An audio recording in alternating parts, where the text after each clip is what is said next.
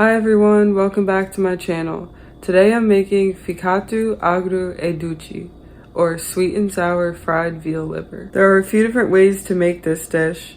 In the east of Sicily, they dredge the liver with flour, and in the west with breadcrumbs. All over they use onions, but in Palermo they don't use onions, and I'm not sure where they use garlic, but the recipe I found uses garlic. These are the ingredients for the Ficatu Agru e Duci. So my first step is to thinly slice the garlic.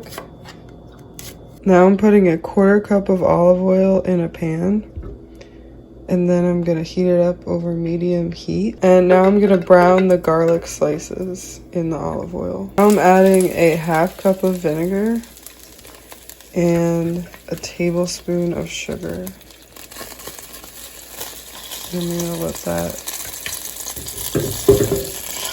mix and then turn off the heat. And then I put the heat back on. I'm adding in a tablespoon of water. It said to just add in some water and then reduce it. I'm not sure why. And now I'm setting aside the sauce in this bowl.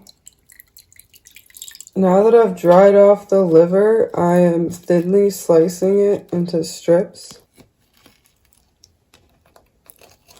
Now I'm heating up another 1/4 cup of olive oil, and then I'm gonna start dredging the liver pieces in the breadcrumbs and adding it to the pan.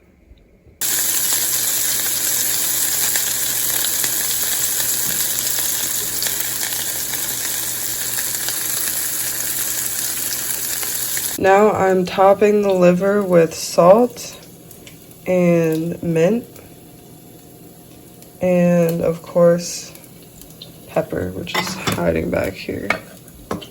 And then the final step is just to cover it with the sauce. Now that the veal liver has been marinating for about a day and come back to room temperature, it's time to try it. Ooh.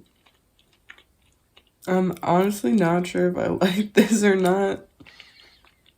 I like the flavoring, but the liver is like gamey, I think. All right, I'm trying a different piece with garlic on it. I feel like the initial bites are good. And then like that liver flavor came through. And this one's better so far. Maybe there was just something wrong with that one piece because this one's good. Although the aftertaste is like, I don't know. If you like liver, you'll like this a lot. I don't know about me. So it is possible that I overcooked the liver a little bit, which could account for the flavor.